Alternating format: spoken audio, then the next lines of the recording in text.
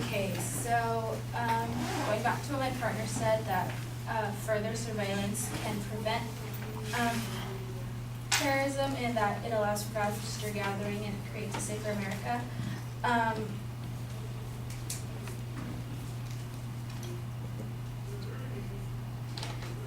With so many current attacks on the U.S., with more surveillance, we can put an end to it. Events such as the Boston bombing, Charleston church shooting, Sandy Hook, San Bernardino massacre, and many more, they possibly could have been prevented with a greater degree of surveillance.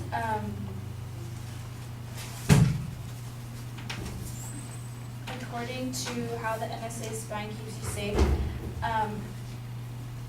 according to General Keith Alexander, what we're talking about is future terrorist attacks.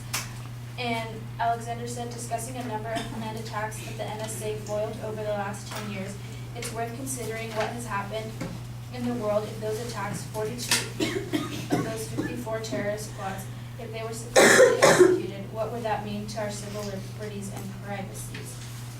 So, since 9/11, when the Patriot Act was attacked, at least 42 terrorist attacks had been thwarted, and we believe that tools such as the Patriot Act are vital instruments in finding and stopping terrorist attacks.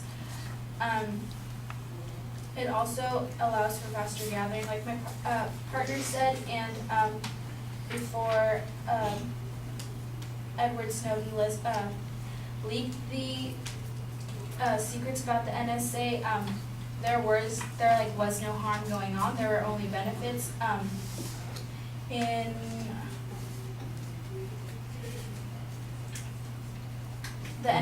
fact, the NSA stopped numerous terrorist attacks before the leak.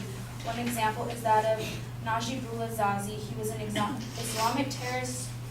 Islamic extremist living in Colorado who planned to bomb the New York City subway in 2009. He was traced to Al-Qaeda operatives in the Middle East, and the NSA discovered about the plot only by monitoring him after a short period of time. So before the leak, the NSA wasn't harming anyone, and they saved countless number of lives to the vast American people. And since 2001,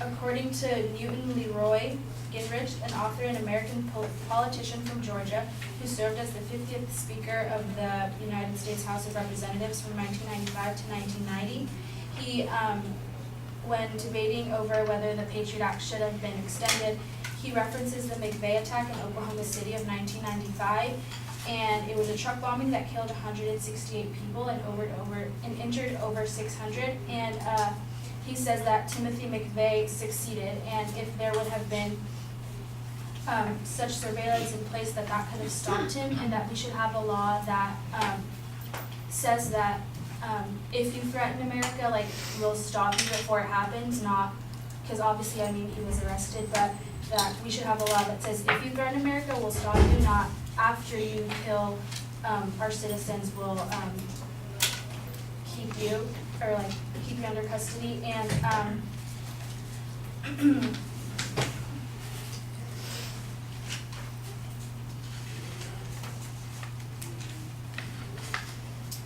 according to NPR, supporters say that this provision has already allowed investigators to search houses of drug dealers and other criminals without providing notice, and if they would have given them a warrant of such, they could have jeopardized the investigation. And